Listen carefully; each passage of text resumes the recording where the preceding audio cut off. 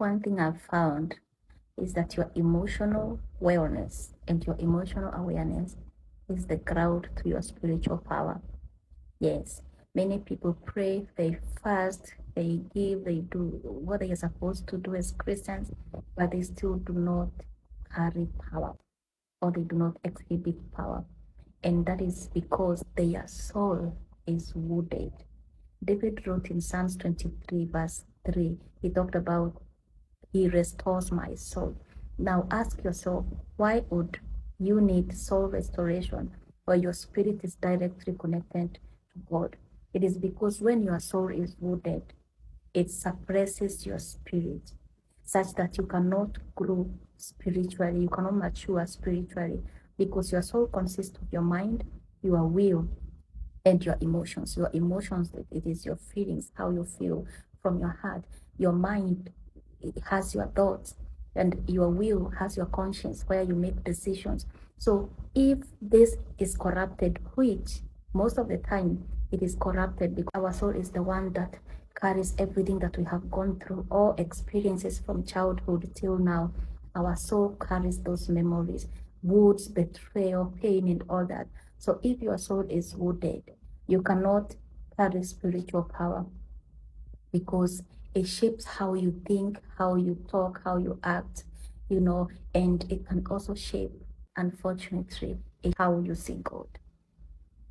Yes, a wounded soul sees God differently, perceives God differently, prays differently, and even relate with other people differently. So your key to spiritual maturity or spiritual growth is soul healing.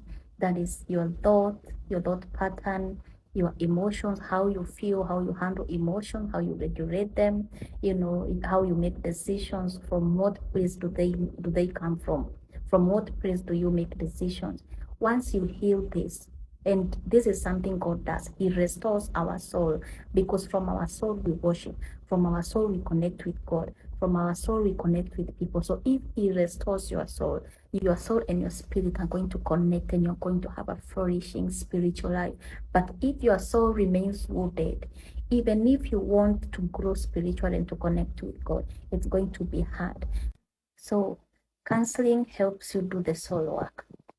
It helps you deal with the root of why you are the way you are, why you think the way you think, why you are stuck in patterns and cycles.